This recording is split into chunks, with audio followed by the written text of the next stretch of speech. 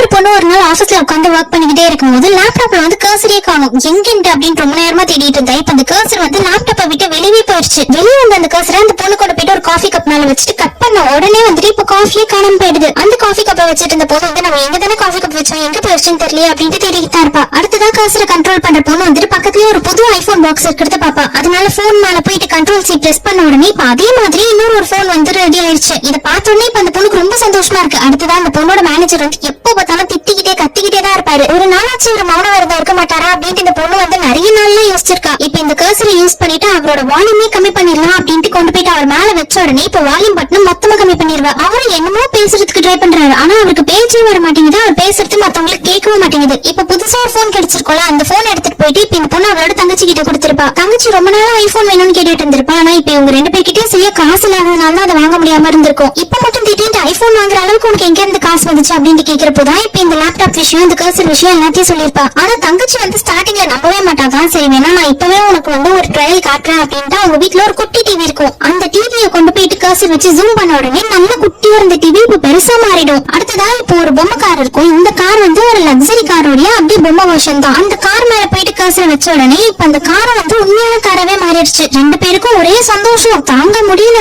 இந்த லேப்டாப் கர்சரை வச்சு நம்ம ரொம்ப பெரிய பணக்காரங்களா எல்லாம் போல இருக்கே அப்படின்ட்டு காருக்குள்ள போயிட்டு உட்காந்து சந்தோஷமா தான் பேசிட்டு இருப்பாங்க. திடீர்னு அந்த லேப்டாப் கர்சரை கண்ட்ரோல் பண்ற பொண்ணோட தலைக்கு மேலேயே வந்து அந்த கர்சர் வந்திருக்கும். இப்ப இவங்க ரெண்டு பேரும் வந்து இந்த மாதிரி பேசிட்டு இருக்கிறது இன்னொருத்தர் பார்த்துட்டு தான் இருப்பாரு. இந்த கர்சர் வச்சு எதை வேணாலும் கண்ட்ரோல் பண்ணிடலாம், எதை வேணாலும் பெருசு பண்ணலாம், சின்னது பண்ணலாம் அப்படின்றது அவரும் தெரிஞ்சுக்கிறாரு. இவங்களுக்கு எல்லாமே கிடைச்சிடக்கூடாது அப்படின்ற பொறாமனாலேயே இப்போ ஒரு பெரிய காரா பண்ணிருப்பாங்களா, அந்த காரை வந்து சின்னது பண்ணிடுவாரு. கார் சின்னதானது மட்டும் இல்லாம இப்ப அந்த காருக்குள்ள உட்காந்துருக்க அந்த ரெண்டு பொண்ணுங்களும் வந்து குட்டி ஹியூமன்ஸா மாறிடுவாங்க. இந்த கர்சர்ல எவ்வளவுக்கு எவ்வளவு அட்வான்டேஜஸ் இருக்கோ அவ்வளவுக்கு எவ்வளவு வந்து கெட்ட விஷயமும் இதே மாதிரி நிறைய நடந்து